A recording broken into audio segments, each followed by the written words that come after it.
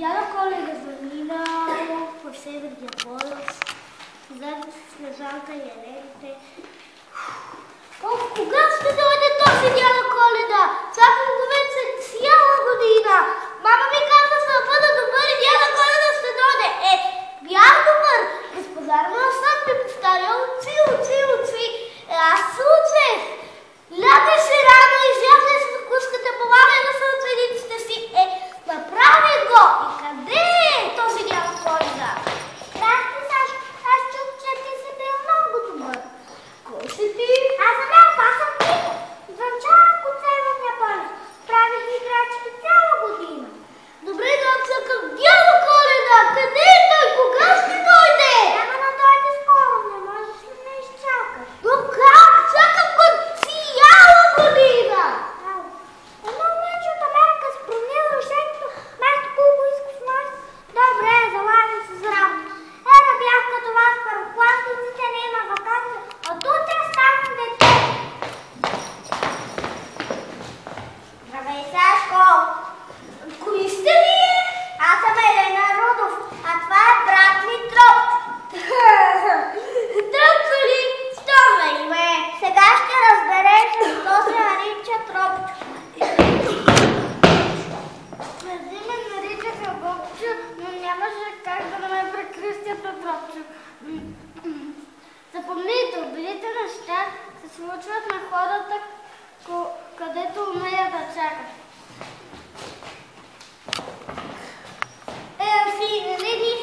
Явно се отрия да поне самата Снежанка не дойде, за да прикрие закъснението на дядо Коледа. Здравей, Сашко! Аз чух, че ти си бил много добър тази година. Да, бях Снежанке. Не се безпокой, дядо Коледа никога не би те забравил. Има да обиколи още 120 страни. За това се нови, бъди търпелив и той ще дойде. Но как да бъда търпелив? Чакам го цяла година. Развиш всички задачи, О, тези книжки! Ако ми кажеш коя е любимата ти приказка, ще доведа героите тук при теб. Добре, но как? Любимата ми приказка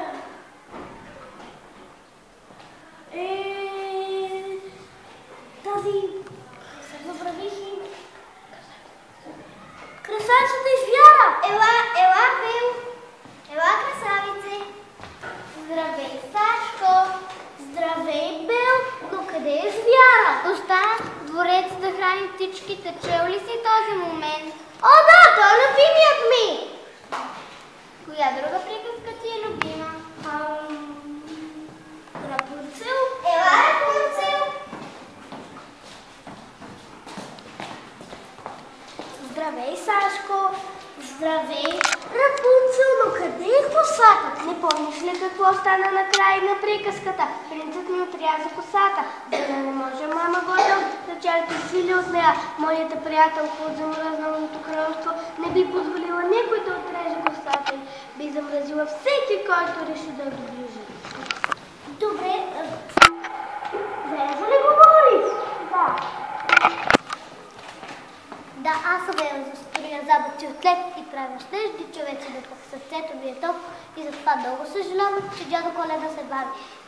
И ти толкова се ядосваш, че се налага да го почакаш. Моята приятелка Зъзът се надявам да ти помогна. Зъзът, ела тук.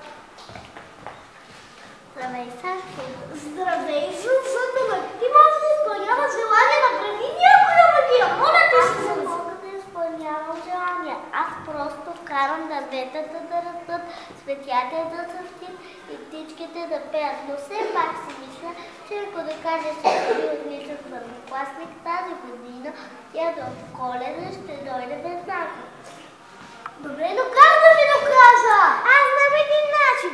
Ще повикаме моите приятели за гена. Те ще те изпитат да видим дали си бил отличен първокласник тази година. Елате, джуджета, елате!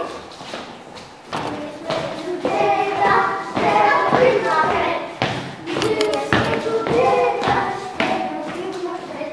Това е срамежливко. Той много се срамува пред хора. Той ще те изпита по математика.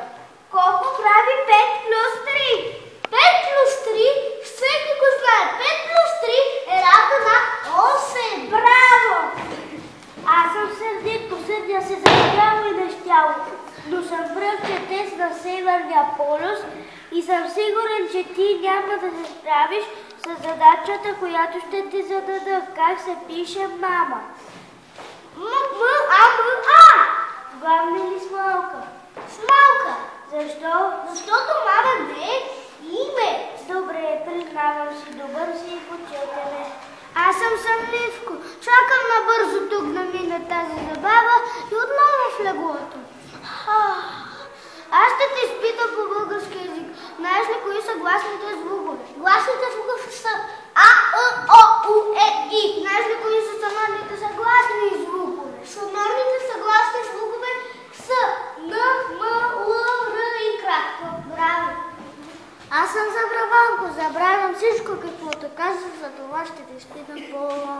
Родък? По английски? Не. По български? Не. Математика? Не. Роден край? Да.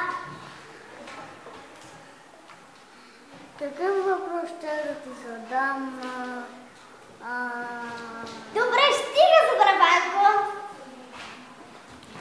Ние сме добре, а ще върви напред. Всъщност, като се седиш на мен, не трябва да се съдят, че дядо Коледа да идва. Сигурно сега пред деца, които имат по-голяма нужда от него, които си нямат дом и храна. Аз трябва да съм този, който да подарява подаръци на другите. Колко известни градски имам. Мога още утре да ги подаря и да зарадвам приятелите ми. Не предметите ни трябват щастливи, а изживяванията, които изживях днес. Не трябва да чакам подарък. За добрините, които съм вършил, това, че съм направил някакъв щастлив, това е моят истински подарък.